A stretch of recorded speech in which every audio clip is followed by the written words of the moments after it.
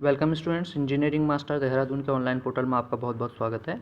आज हम एक इम्पोर्टेंट टॉपिक सॉइल मैकेनिक्स का clay mineral and soil structure start करने वाले हैं, जिसमें हम कुछ इम्पोर्टेंट एमसीक्यू भी देखेंगे जो प्रीवियस ईयर में पूछे गए हैं। तो सबसे पहले देखते हैं कुछ इंपॉर्टेंट पॉइंट जो आपको ध्यान रखने चाहिए जो एग्जाम में पूछे जाते हैं। तो सबसे पहले सॉइल स्ट्रक्चर है क्या?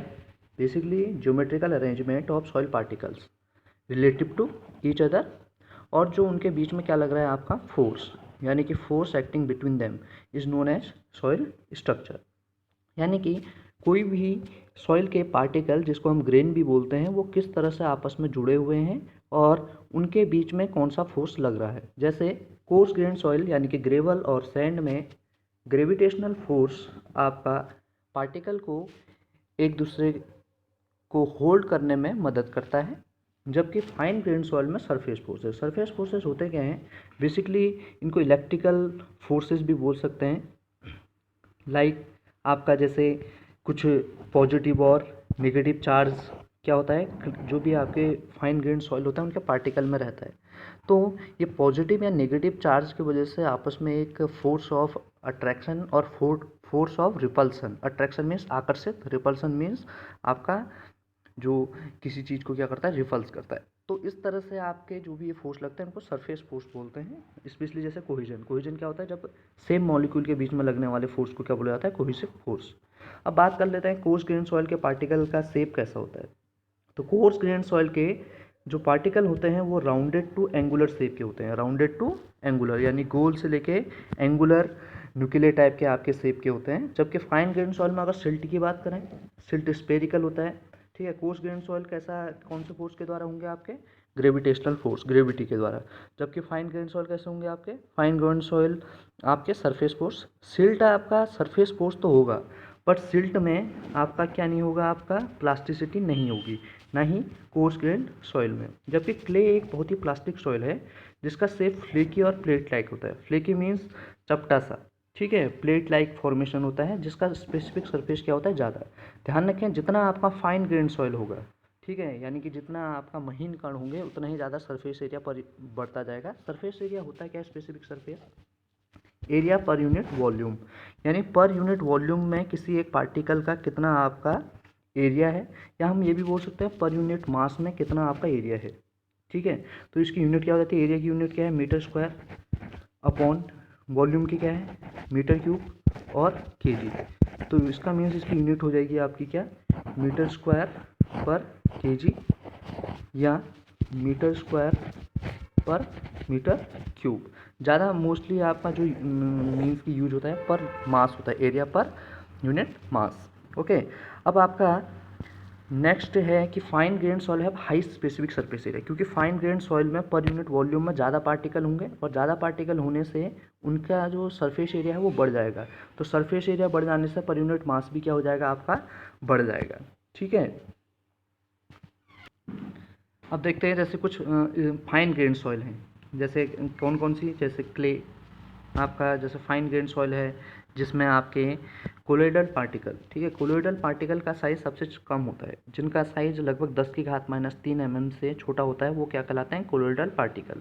यानी 10⁻³ mm से 10⁻⁻6 mm तक जिनका साइज होता है उनको क्या बोलते हैं? Colloidal particle. जनरली इसको हम 10⁻³ mm को क्या बोलते हैं? 1 माइक्रोमीटर से कितने तक? 1 नैनोमीटर तक। अब कोलोइडल पार्टिकल होते क्या है? जैसे अगर एग्जांपल बताएं, जैसे धूल के कण हैं जो ब्राउनियन मोशन करते रहते हैं, उनको कोलोइडल पार्टिकल कहते हैं। इनका सरफेस एरिया सबसे ज़्यादा होता है। फिर उसके बाद किसका होगा? आपका क्ले का, फिर सिल्ट का, फिर सैंड का और ग्रेवल का। ठीक है, सरफेस एरिया ज़्यादा होने से क्या होता है? जो ये एडजॉर्ब्ड वाटर है इसको बहुत ज़्यादा अपने एरिया में क्या कर सकता है? रिटेन। और आपको पता है जब सरफेस एरिया ज़्यादा होगा तो वाटर ज़्यादा रिटेन कर सकता है, एडजॉर्ब्ड वाटर, और एडजॉर्ब्ड वाटर के कारण ही सॉइल में क्या आती है? प्लास्टिसिटी। ठीक है, इसलिए क्ले आपका बहुत ज़्यादा क्या शो करता है? आपका प्लास्टिसिटी शो करता है। ठीक है, प्लास्टिसिटी क्या है? किसी भी शेप पर आपका रिफॉर्म हो जाना, या क्या कहते हैं आपका मोल्ड हो जाना, क्या कहलाता है? प्लास्टिसिटी। ओके, सो अब देखते हैं आपका सॉइल स्ट्रक्चर को किस किस तरह से बांटा गया है। तो सॉइल स्ट्रक्चर को जो आपका किसके द्वारा इन्फ्लुएंस रहता है, प्रभावित रहता है, तो कोर्स ग्रेन सॉइल जो है वो प्रभावित रहता है एक तो पार्टिकल साइज डिस्ट्रीब्यूशन से और दूसरा ग्रेविटी फोर्स से। Particle size distribution means like वह सॉइल आपका वेल ग्रेडेड सॉइल है या पुअरली ग्रेडेड सॉइल है या गैप ग्रेडेड। जैसे वेल ग्रेडेड सॉइल होगा यानी कि हर टाइप के पार्टिकल के साइज अवेलेबल होंगे, तो इससे क्या होगा, वो डेंस अवस्था में जा सकता है, तो उनका ओरिएंटेशन कैसा होगा, डेंस स्टेट। जबकि अगर पुअरली ग्रेडेड सॉइल है तो पुअरली ग्रेडेड सॉइल में एक ही टाइप के पार्टिकल होंगे, तो उनके बीच में वॉइड स्पेस ज़्यादा होगा और वो लूज स्टेट में रहेंगे, ठीक है। और इनको आपस में कौन होल्ड करके रखेगा, ग्रेविटी फोर्स, ठीक है। जबकि जो फाइन ग्रेन सॉइल है, फाइन ग्रेन सॉइल में जो आपका सॉइल स्ट्रक्चर है वो किसके द्वारा प्रभावित रहता है, एक तो उसमें किस तरह से आपका स्पेशली क्ले में क्ले मिनरल किस टाइप के हैं और उनके बीच में सरफेस फोर्स कैसा है। सिल्ट है, सिल्ट में भी सरफेस फोर्स रहता है पर उसमें प्लास्टिसिटी शो नहीं होती है, जबकि क्ले में मिनरल्स के प्रेजेंस के कारण उनमें क्या रहता है, कुछ प्लास्टिसिटी आपका प्रेजेंट रहती है, ठीक है। और क्ले सबसे ज़्यादा मोस्ट प्लास्टिक सॉइल है अमंग दी सॉइल्स, ठीक है। अब देखते हैं जो सॉइल स्ट्रक्चर है वो कौन कौन से टाइप के हैं। जैसे single grain structure. Single grain structure क्या है, यानी कि सिंगल ग्रेन, ग्रेन माने क्या होता है, पार्टिकल। तो आपके जो पार्टिकल हैं अगर वो इंडिविजुअली इस तरह से आपके मीन्स की एक दूसरे से जुड़े हुए हैं तो ये क्या कहलाता है, आपका सिंगल ग्रेन स्ट्रक्चर। आपस में ये किस तरह से जुड़े होंगे, आपके ग्रेविटी फोर्स के द्वारा। दूसरा एक किस में पाया जाएगा, cohesionless soil like gravel and sand में। और ये आपके वाइब्रेशन जब इनमें आता है तो वाइब्रेशन के कारण बहुत कम सेटलमेंट दिखाएंगे, क्योंकि ये आपके लूज स्टेट से डेंस स्टेट में क्या हो जाते हैं, आपके कन्वर्ट हो जाते हैं अगर वाइब्रेशन हो, ठीक है। फिर उसके बाद आता है आपका हनीकॉम्ब स्ट्रक्चर। हनीकॉम्ब स्ट्रक्चर क्या होता है, हनीकॉम्ब माने क्या होता है, जैसे मधुमक्खी का छत्ता टाइप का, इस तरह से इसका स्ट्रक्चर रहता है, ठीक है। इस तरह से इनमें बहुत ज़्यादा क्या होता है, आपका वॉइड्स रहता है। तो बहुत ज़्यादा वॉइड्स होने के कारण क्या होता है, अगर जैसे ही आपका वाइब्रेशन होता है, ठीक है, तो वाइब्रेशन होने के बाद ये स्ट्रक्चर क्या हो जाते हैं, कोलैप्स हो जाते हैं और बहुत ज़्यादा लार्ज डिफॉर्मेशन। तो जिनमें हनीकॉम्ब स्ट्रक्चर होता है वो क्या दिखाते हैं, आपके लार्ज डिफॉर्मेशन। ध्यान रखें क्या दिखाएंगे, लार्ज डिफॉर्मेशन दिखाएंगे जब वाइब्रेशन। ये ऑब्जेक्टिव पूछा गया है कि which type of structure show large deformation under vibration. तो लार्ज डिफॉर्मेशन कौन दिखाता है, हनीकॉम्ब स्ट्रक्चर। अब दूसरा ये भी पूछा गया है किस में पाया जाता है, ये पाया गया है आपका फाइन सैंड। किस में, आपका फाइन सैंड एंड सिल्ट में, फाइन। ओके, सो हनीकॉम्ब स्ट्रक्चर किस में पाया जाता है, मैंने बोला हनीकॉम्ब स्ट्रक्चर आपका जो भी आपके फाइन सैंड और सिल्ट हैं उनमें पाया जाएगा, ठीक है। और ये लार्ज डिफॉर्मेशन शो करते हैं, ठीक है। और ये भी ध्यान रखें कि जो हनीकॉम्ब स्ट्रक्चर है वो फाइन सैंड और सिल्ट में पाया जाता है। फाइन सैंड होती क्या है, आपको बताया है कि जो भी आपके सैंड है, ठीक है, वो आपके 4.75 से 75 माइक्रोन तक रहती है। तो 4.75 से अगर जो पार्टिकल का साइज है वो 2 mm तक है, कितने mm तक, 2 mm तक, तो ये क्या कहलाती है, आपकी कोर्स सैंड। जबकि अगर 2 mm से लेके अगर आपका 425 माइक्रोन तक है तो ये मीडियम सैंड कहलाती है। और ये कोर्स सैंड और आपके मीडियम सैंड में कौन सा आपका मीन्स की स्ट्रक्चर रहेगा, सिंगल ग्रेन। जबकि जो फाइन सैंड है, फाइन सैंड क्या होती है, जिनका साइज आपका 425 माइक्रोन से छोटा होता है और 75 माइक्रोन से क्या होता है, आपका बड़ा। माइक्रोन माने 10⁻⁻6 मीटर, ठीक है। तो इस टाइप के सैंड को क्या बोलते हैं, फाइन सैंड, और इनमें हनीकॉम्ब स्ट्रक्चर पाया जाता है, ठीक है। फिर उसके बाद आता है फ्लोक्यूलेटेड एंड डिस्पर्स स्ट्रक्चर। तो flocculated and disperse structure are found in clay, ठीक है। अब फ्लोक्यूलेटेड और डिस्पर्स स्ट्रक्चर होता क्या है, बेसिकली आपका जो आपके क्ले पार्टिकल हैं, ठीक है, उनमें क्या होता है, कुछ चार्ज होते हैं, ठीक है। तो इन चार्ज के बीच में कुछ क्या लगता है, फोर्स लगता है, वो सरफेस फोर्स रहता है। तो जैसे हनीकॉम्ब स्ट्रक्चर में सरफेस फोर्स तो लगता है पर वो प्लास्टिसिटी शो नहीं करते हैं, जबकि फ्लोक्यूलेटेड और डिस्पर्स स्ट्रक्चर जिनमें भी पाया जाता है, ठीक है, वो उनमें सरफेस फोर्स तो होता ही है, सरफेस फोर्स में कोहेजन होता है, और साथ ही वो क्या करते हैं, आपके प्लास्टिसिटी, बिकॉज क्ले में कुछ क्या पाए जाते हैं, मिनरल पाए जाते हैं। इन्हीं क्ले मिनरल के कारण ये प्लास्टिसिटी बहुत ज़्यादा शो करता है, ठीक है। जैसे अभी अगर हम डायग्राम से समझें इन तीनों चीज़ों को, तो सिंगल ग्रेन स्ट्रक्चर आप देख पा रहे हैं, यानी हर पार्टिकल आपका ग्रेविटी फोर्स के द्वारा जुड़ा हुआ है, ग्रेवल और सैंड में पाया जाएगा। हनीकॉम्ब स्ट्रक्चर में आप देख रहे हैं वॉइड स्पेस बहुत ज़्यादा है, किस में पाया जाएगा, आपका फाइन सैंड में पाया जाएगा, ठीक है। और ये लार्ज डिफॉर्मेशन शो करेंगे, ठीक है। हनीकॉम्ब माने क्या होता है, मधुमक्खी का छत्ता टाइप का। अब क्ले को समझ लें कि फ्लोक्यूलेटेड और डिस्पर्स स्ट्रक्चर होता क्या है। जैसे आपका ये जैसे क्ले पार्टिकल है, इस क्ले पार्टिकल में जो ये है इसको क्या बोला जाता है, इसका फेस क्या बोला जाएगा, फेस, और इसको क्या बोला जाता है, इसका एज। तो आपका जो फेस है, फेस में कैसा चार्ज होता है, फेस में नेगेटिव चार्ज होता है, जबकि आपका एज में कैसा चार्ज होता है, आपका पॉजिटिव चार्ज। तो अब जो आपके अगर जो आपका क्ले पार्टिकल है उसका ये फेस, जैसे फेस है नेगेटिव और ये आपका जो एज है, ये आपस में जब इस तरह से कनेक्ट होते हैं या ओरिएंटेशन इनका रहता है, तो इस टाइप के मीन्स की ओरिएंटेशन को हम क्या बोलते हैं, आपका फ्लोक्यूलेटेड स्ट्रक्चर। ठीक है। अब आपको पता है फेस में नेगेटिव चार्ज है, एज में कैसा चार्ज है, आपका पॉजिटिव। तो नेगेटिव पॉजिटिव इनके बीच में कैसा फोर्स लगेगा, जब आपका नेगेटिव और पॉजिटिव चार्ज लगते हैं तो आपका इनमें अट्रैक्शन लगता है, जबकि सेम चार्ज के बीच में क्या होता है, रिपल्सन। रिपल्सन मीन्स एक दूसरे को दूर फेंकेंगे, अट्रैक्शन मीन्स एक दूसरे को पास लाएंगे। ठीक है।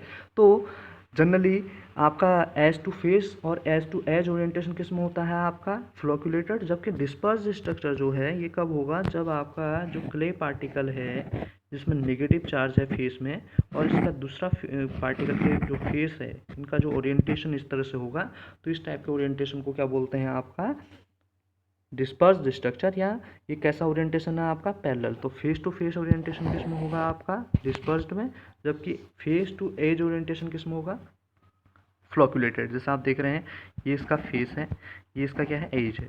तो फेस टू एज ओरिएंटेशन किस में होगा, आपका ये, जबकि यहाँ पर क्या हो रहा है, फेस टू फेस ओरिएंटेशन। ठीक है। तो आपका ये हो गया आपका सॉइल स्ट्रक्चर। अब देखते हैं क्ले मिनरल। तो आपका क्ले मिनरल होता क्या है, बेसिकली जो भी आपके क्ले मिनरल्स हैं वो दो फंडामेंटल क्रिस्टल शीट के द्वारा बने होते हैं। दो फंडामेंटल क्रिस्टल शीट क्या होती हैं, एक सिलिकॉन टेट्राहेड्रॉन होता है और एल्यूमिनियम ऑक्टाहेड्रॉन। ठीक है। तो सिलिकॉन मीन्स की क्या है, जो टेट्रा यूनिट होती है उसमें 4 ऑक्सीजन एटम होती हैं। कितने एटम होती हैं आपके, 4 ऑक्सीजन एटम होती हैं। ठीक है। जो कि आपके और इनके बीच में क्या होता है, सिलिकॉन एटम होता है।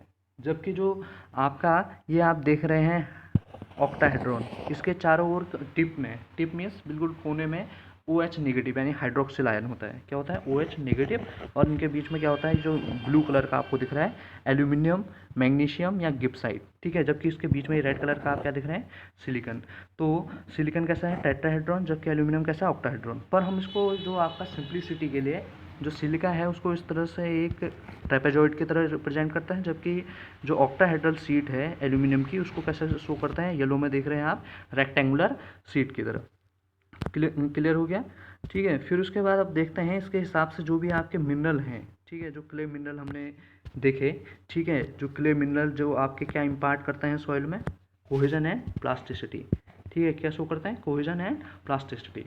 कोहेजन क्या है, जाए कि सरफेस फोर्स जो कि पॉजिटिव और नेगेटिव चार्ज के द्वारा डेवलप हो रहा है क्ले पार्टिकल के बीच में। और जो भी ये क्ले मिनरल है इनके कारण प्लास्टिसिटी भी आती है। प्लास्टिसिटी क्या है, किसी भी शेप में रिफॉर्म हो जाना। ठीक है। उसको क्या बोलते हैं, प्लास्टिसिटी। तो आपके केओलाइट, हेलोसाइट, मोन्टमोनाइट और इलाइट ये आपके मिनरल पाए जाते हैं स्पेशली। ठीक है। अब देखते हैं ये जो मिनरल हैं ये बेसिकली आपके किस किस तरह से आपके इनके क्वेश्चन आपके बन सकते हैं। तो सबसे पहले देखते हैं केओलाइट। तो केओलाइट जो है ये केओलिन ग्रुप का है। कौन से ग्रुप का है, आपका केओलिन। और ध्यान रखें कि जो केओलाइट है ये 1:1 मिनरल भी कहलाता है। 1:1 मिनरल कहलाने का मेन रीज़न इसका यह है कि बेसिकली इसमें एक स्ट्रक्चर, जो एक आपका एटम है वो एल्यूमिनियम का और एक क्या है आपका सिलिकॉन का। जो भी ये दो स्ट्रक्चर यूनिट हैं ये आपस में कंबाइंड होती हैं, ठीक है, by a strong hydrogen bond. और हाइड्रोजन बॉन्ड सबसे स्ट्रॉन्गेस्ट बॉन्ड है, तो ये वाटर को इजीली सेपरेट नहीं करने देगा, पहली चीज़। दूसरी चीज़ ये ध्यान रखें कि सबसे कम स्वेलिंग और सिंकेज कैरेक्टरिस्टिक आपके केओलाइट ग्रुप दिखाएंगे। मिनिमम क्या दिखाएंगे, आपके स्वेलिंग बहुत कम दिखाएंगे, सिंकेज बहुत कम दिखाएंगे।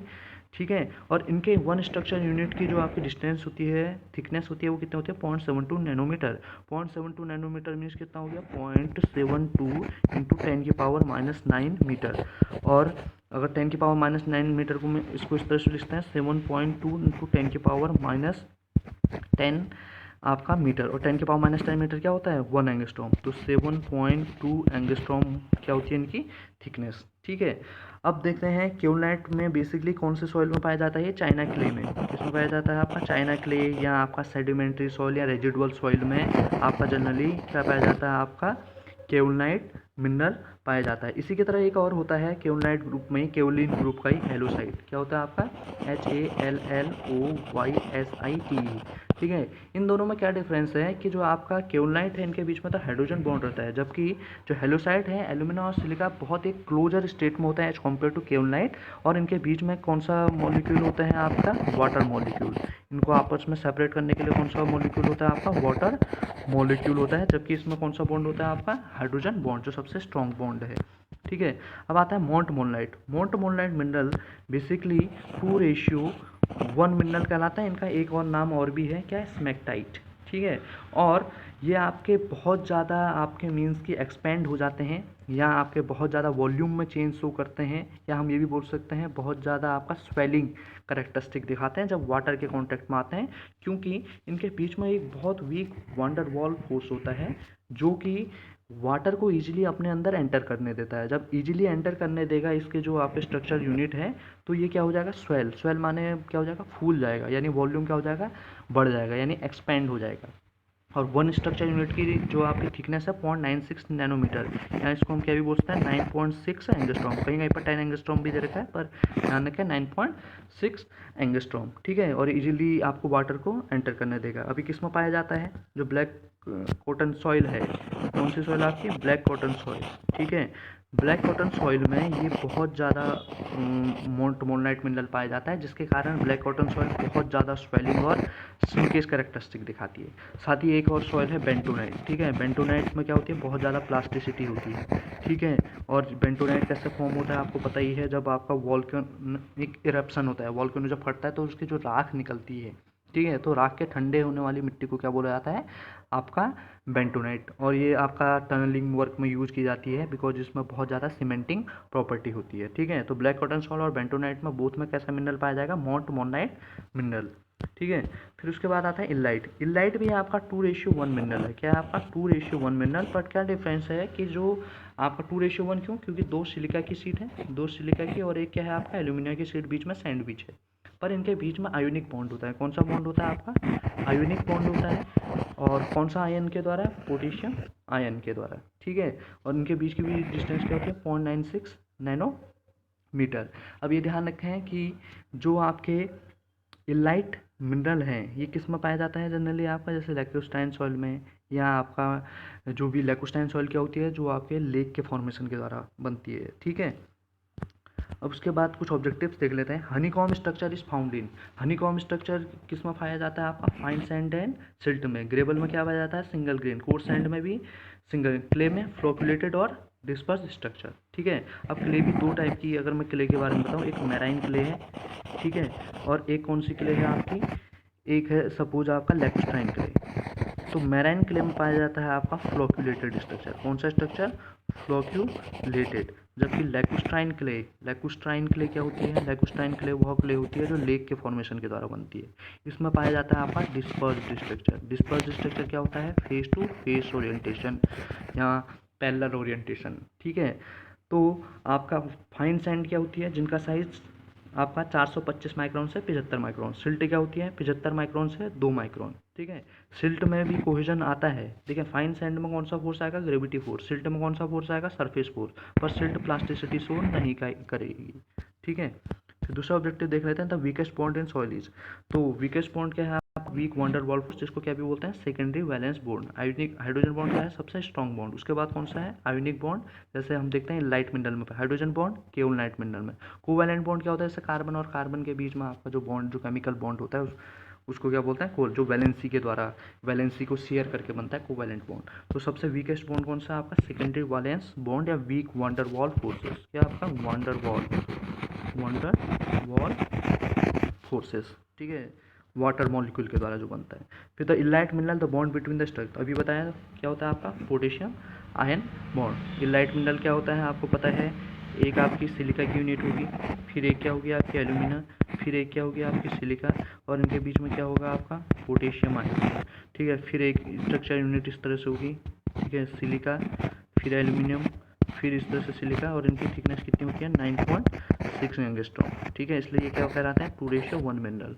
तो आयोनिक बॉन्ड होता है यानी पोटेशियम आयन बॉन्ड रहता है। फिर next the plasticity characteristics of clay are due to, तो प्लास्टिसिटी किसके कारण होती है एडजॉर्ब्ड वाटर के कारण, ठीक है। तो प्लास्टिसिटी होती क्या है आपको बताया, किसी भी शेप में रिफॉर्म हो जाना या अपने शेप को चेंज कर देना, ठीक है, किसी भी शेप में ढल जाना, क्या कहलाती है प्लास्टिसिटी। और प्लास्टिसिटी आपका एडजॉर्ब्ड वाटर के कारण होती है। और प्लास्टिसिटी ध्यान रखें कि जब भी सरफेस एरिया ज़्यादा रहेगा जिस भी सॉइल का, वो सबसे ज़्यादा क्या करेगी प्लास्टिसिटी शो करेगी। और जो मोंट मिनरल जिसमें पाया जाएगा स्पेशली, वो सबसे ज़्यादा प्लास्टिसिटी शो करेंगे। फिर इलाइट, और सबसे कम कौन दिखाते हैं आपके प्लास्टिसिटी, जिनमें केओलाइट, ठीक है। इसलिए जैसे मोंटमोलाइट किसमें बेंटोनाइट, बेंटोनाइट आपको पता है बहुत ज़्यादा यूज होता है मडिंग वर्क में, जैसे टनल जब बनता है तो आप उसका लेप लगाते हैं, ठीक है। तो प्लास्टिसिटी कैरेक्टरिस्टिक कौन सा वाटर के कारण होती है एडजॉर्ब्ड। और एडजॉर्ब्ड वाटर होता क्या है, जो आपको पता है जो सॉइल पार्टिकल के सरफेस में जो भी आपका मीन्स कि आपको पता है वाटर भी एक क्या है आपका डाइपोलर है। डाइपोलर मीन्स पॉजिटिव और नेगेटिव चार्ज वाटर में भी रहते हैं, OH नेगेटिव H पॉजिटिव, ठीक है। तो जो भी ये OH नेगेटिव और H पॉजिटिव रहता है, और जो सरफेस क्ले मिनरल है स्पेशली, तो क्ले मिनरल में भी क्या होते हैं आपको बताया था नेगेटिव और पॉजिटिव चार्ज होते हैं। तो आपके ये पॉजिटिव और नेगेटिव, जैसे मान लो आपका ये क्ले मिनरल है, ठीक है, इनके फेस में कौन सा चार्ज था नेगेटिव। अब ये आपका जो वाटर का मॉलिक्यूल होगा, ये इसके साथ क्या हो जाएगा आपका अट्रैक्ट हो जाएगा, पॉजिटिव एंड नेगेटिव। तो ये आपके मीन्स की क्या कहलाता है आपका एडजॉर्ब्ड वाटर। जबकि फ्री वाटर क्या होता है under the action of gravity. Capillary water क्या होता है जो कैपिलरी एक्शन के द्वारा ऊपर चढ़ता है। और प्लांट की ग्रोथ के लिए कैपिलरी वाटर बहुत इंपॉर्टेंट होता है, ठीक है। फिर एक होता है स्ट्रक्चरल वाटर जो स्ट्रक्चर में होता है, ठीक है। फिर आता है among the following clay mineral which source maximum swelling and sinkage. आपको पता ही है जिसमें मोंटमोनाइट मिनरल पाया जाता है, इनमें वीक वंडरवॉल फोर्सेस होता है, जिसके कारण ये वाटर को इजीली आपके अंदर एंटर कर लेते हैं। एंटर करने का मीन्स क्या हो जाएगा फूल जाएंगे यानी स्वेलिंग दिखाएंगे, वॉल्यूम में चेंज कर देंगे, एक्सपेंड हो जाएंगे। सिंकेज मीन्स सिकुड़ना, क्योंकि वाटर आसानी से बाहर भी जा सकता है, ठीक है। तो इसलिए मोंटमोनाइट मिनरल सबसे ज़्यादा स्वेलिंग और किस में पाया जाता है ब्लैक कॉटन सॉइल और बेंटोनाइट में। और सबसे कम स्वेलिंग कौन दिखाएगा केओलाइट। तो सबसे ज़्यादा मोंटमोनाइट ने दिखाया, उसके बाद किसने दिखाया इलाइट, और सबसे कम कौन दिखाएगा आपका केओलाइट, क्योंकि केओलाइट में क्या है स्ट्रॉन्ग हाइड्रोजन बॉन्ड है, ठीक है। फिर उसके बाद है the correct sequence of plasticity of mineral is. अब आपको पता है प्लास्टिसिटी किसके कारण होती है एडजॉर्ब्ड वाटर के कारण। अब एडजॉर्ब्ड वाटर जो है वो किस पे डिपेंड करता है आपका सरफेस एरिया पे। अब सरफेस एरिया सबसे ज़्यादा किसका होता है आपका मोंटमोनाइट का। मोंटमोनाइट का सरफेस एरिया सबसे ज़्यादा, फिर किसका होता है आपका इलाइट का, और सबसे कम किसका होता है आपका केओलाइट का। तो इसलिए एडजॉर्ब्ड वाटर सबसे ज़्यादा कौन रखेगा मोंटमोनाइट, सबसे कम कौन रखेगा केओलाइट। इसलिए सबसे ज़्यादा प्लास्टिसिटी कौन शो करेगा मोंटमोनाइट, फिर कौन शो करेगा इलाइट, फिर केओलाइट। पर क्या बोल रखा है इंक्रीजिंग ऑर्डर में, तो इंक्रीजिंग ऑर्डर में क्या हो जाएगा सबसे कम क्या है केओलाइट, फिर कौन बढ़ेगा इलाइट, और सबसे ज़्यादा कौन दिखाएगा मोंटमोनाइट, ठीक है।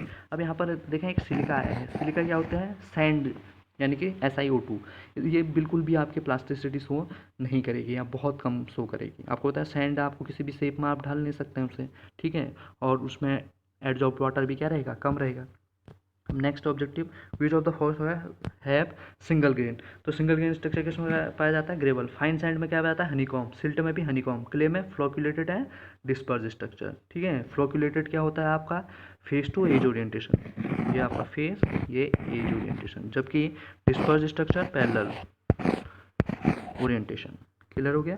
फिर उसके बाद है disperse type of solid structure and arrangement of, ठीक है। एज टू एज किस में पाया जाता है अभी बताएं, edge to edge in flocculated, edge to face भी फ्लोक्यूलेटेड। तो फेस टू फेस और parallel orientation is in disperse type of structure. और ये कौन सी क्ले में होता है स्पेशली लैकुस्ट्राइन क्ले जो लेक में फॉर्मेशन होता है, जबकि ये दोनों ओरिएंटेशन किस में होगा आपका मैराइन क्ले में, मैराइन क्ले जो सी के फॉर्मेशन के द्वारा होता है, ठीक है।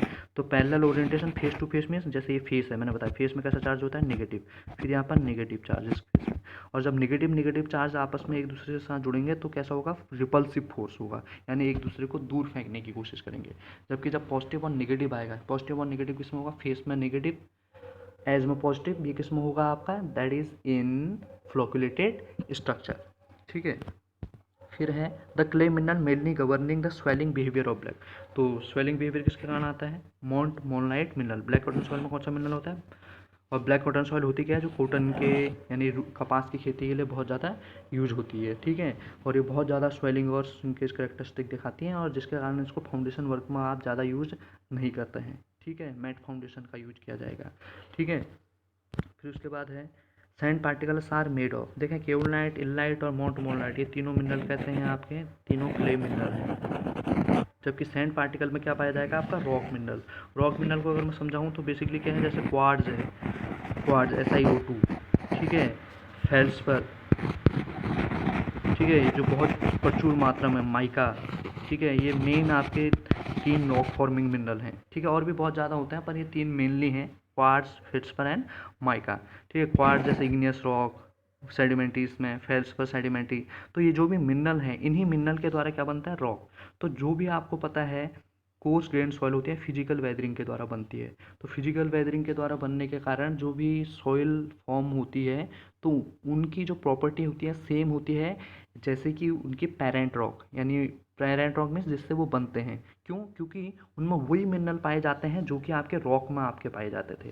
कौन कौन से, जैसे क्वार्ट्ज, फेल्सपर, माइका। जबकि जो क्ले है, इनमें आपका केमिकल वेदरिंग होती है और केमिकल वेदरिंग के कारण इनमें कुछ मिनरल्स आ जाते हैं।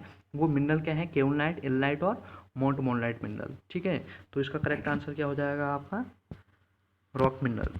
अब नेक्स्ट क्वेश्चन था shape of clay particle is. तो शेप कैसा होता है, फ्लेकी। एंगुलर किसका होता है आपका, कोर्स ग्रेन। राउंडेड भी कोर्स ग्रेन सॉइल का। ठीक है, ट्यूबुलर किस मुख का होता है, डिस्पर्स टाइप ऑफ सॉइल में, डिस्पर्स स्ट्रक्चर जिसमें पाया जाता है। ठीक है, फ्लेकी या plate like structure, plate like structure किसमें, फ्लेकी मीन्स चपटा, किसमें पाया जाएगा आपका, क्ले पार्टिकल में।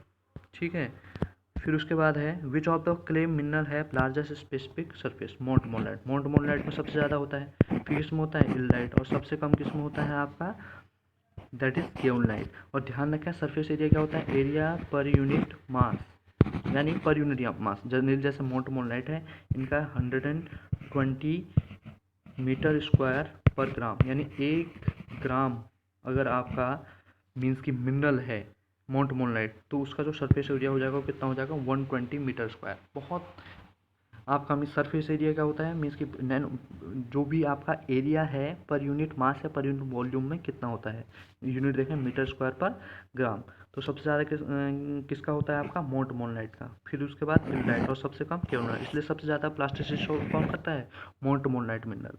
ठीक है, और प्लास्टिसिटी किसके कारण आती है, एडजॉर्ब्ड वाटर। और एडजॉर्ब्ड वाटर होता है क्या है, जो सरफेस में होता है, और सरफेस एरिया जिसका ज़्यादा होगा वो उतना ज़्यादा एडजॉर्ब्ड वाटर रखेगा, उतनी ज़्यादा प्लास्टिसिटी भी आएगी। ठीक है, फिर total thickness of structure unit in kaolinite mineral. अब जो स्ट्रक्चर यूनिट होती है वो किससे बनती है, एक एल्यूमिनिया शीट से और एक आपका सिलिका।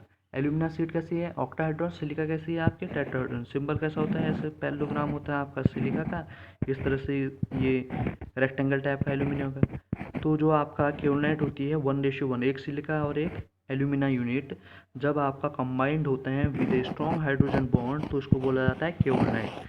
ठीक है, तो जो भी एक स्ट्रक्चरल यूनिट है, एक स्ट्रक्चर यूनिट क्या होती है, 1:1, यानी एक सिलिका और एक क्या आपका एल्यूमिनियम। तो इनके बीच की जो आपकी थिकनेस होती है वो कितनी होती है आपकी, 7.2 एंगस्ट्रॉम, 7.2 एंगस्ट्रॉम या 0.72 न्यूटन मीटर। ठीक है, वन स्ट्रक्चर यूनिट क्या होता है, 7.2 एंगस्ट्रॉम। और जनरली जो इसकी आपकी ये इस तरह से जो विड्थ रहती है, ठीक है, ये विड्थ कितनी रहती है आपकी, लगभग आपका 1000 से 20,000 एंगस्ट्रॉम। ठीक है, जो डायमेंशन, लेटरल डायमेंशन, जो लेटरल डायमेंशन होती है इस तरह से, ये जो लेटरल डायमेंशन है ये कितनी है आपकी, 1000 एंगस्ट्रॉम से लेके लगभग 20,000 एंगस्ट्रॉम तक।